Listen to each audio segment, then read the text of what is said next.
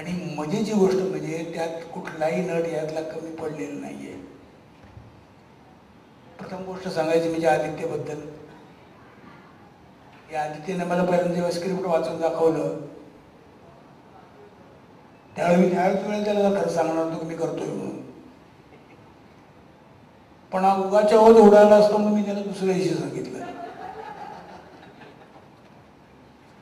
ते ते ऐकल्यानंतर असं मला वाटलं की याचं व्हिविंग जे काय आहे, क्राफ्टमनची वेळेली ही काय फार सुंदर आहे. कशी कॅरेक्टर्स त्यांनी सगळी एकत्र गोळा केलेली, सगळी बांधलेली एकमेकांना. हे म्हणजे खरंच म्हणजे ऐकण्यासारखं होतं आणि वाचण्यासारखं होतं.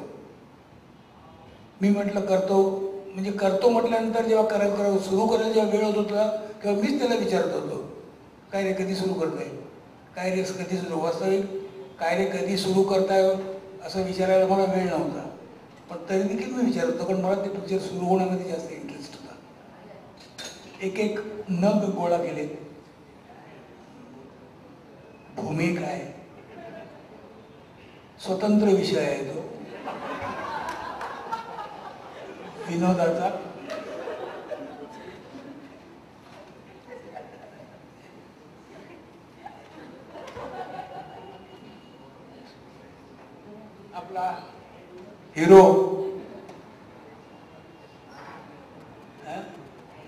आपला हिरो अनिकेत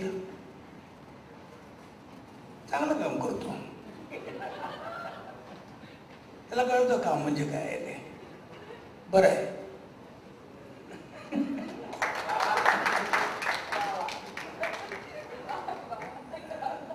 ही जी मुलगी होती हिला काय करायचंच नव्हतं.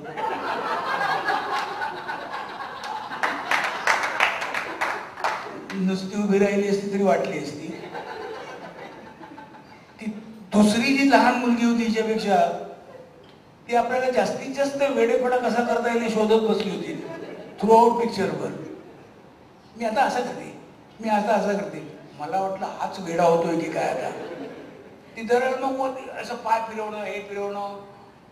अगं वेडी म्हणजे तशी वेडी नाहीये ती. आता तुझ्या करण्यामुळे लोक वेडे होतील असं काहीतरी करू नको. पण तिने म्हणजे मला ह्याच्यात काय सांगायचं की आतमध्ये तुमची म्हणजे किती तुमची लगन असते ह्याच्यामध्ये, की काहीतरी शोधण्याची तुमची प्रवृत्ती असते की मी काहीतरी शोधतोय. मला प्रत्येक आर्टिस्टमध्ये दिसलं. करवीर कुमाराबद्दल काय बोलणार, तो तर एक मोठा विषय आहे. हा एवढा